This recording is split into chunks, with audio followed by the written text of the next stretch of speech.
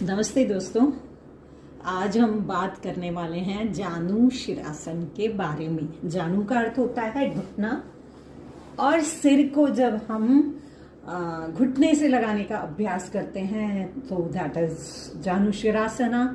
और इसके अलावा इसको अर्ध पश्चिमोत्तानासन भी कहते हैं, और या एक पाद पश्चिमोत्तानासन भी कह सकते हैं, क्योंकि पश्चिमोत्तानासन में भी अभ्यास जो किया जाता है वो सिर को घुटने से लगाने का ही किया जाता है। तो अब पहले तो हम इसको करने की विधि देख लेते हैं, जिसको कि पहले ये जानना जरूरी है कि जब भी हम कोई अभ्यास करें तो राइट और लेफ्ट से बराबर करें। ओके, तो ये जो मैं विधि बता रही हूं इसमें क्या करना है, एक पैर को आपको मोड़ करके अच्छे से रखना है और एक पैर आपका ये सीधा है। अब जब भी हम योग करते हैं तो ब्रीदिंग का बहुत बड़ा महत्व होता है। अब जब हम इनहेल कर रहे हैं तो हमने इनहेल के साथ क्या किया, अपनी एक एक वर्टिब्रा को, अपना जो बैक है, पूरी रीढ़ की हड्डी है, उसको अच्छे से खींचा। और एक्सेल जब हमने करना है तो हमारे पेट को अंदर खींचना है, उड़ियान बंद को लगाना है, और अपर बॉडी को झुकाते हुए हम नीचे की तरफ लेके आएंगे।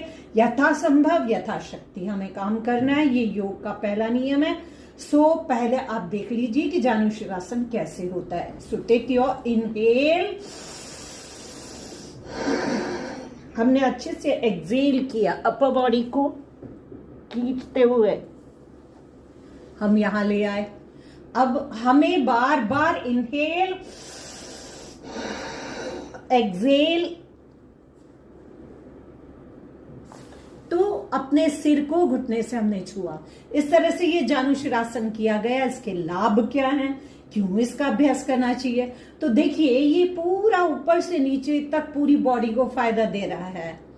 पहला, आपकी जो बैक है वो अच्छे से काम कर रही है। जब आप इनहेल और एक्सेल कर रहे हैं आपके लंग्स अच्छे से काम कर रहे हैं, आपके पैर की जितनी भी मसल्स हैं एंड नर्व्स हैं, आर्टरीज और ब्लड वेसल्स सब अच्छे से खुल रही हैं, और आपका घुटना आपके पैरों को बहुत अच्छा बल देता है, आपका चेस्ट, यानी इतने सारे लाभ एक ऐसे आसन से।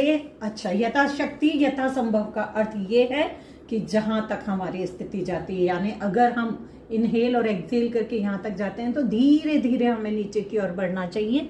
इस तरह से अभ्यास हमें करना चाहिए, और लाभ लीजिएगा और अभ्यास कीजिएगा। एक बहुत अच्छा आसन है ये। सो अभ्यास करने से ही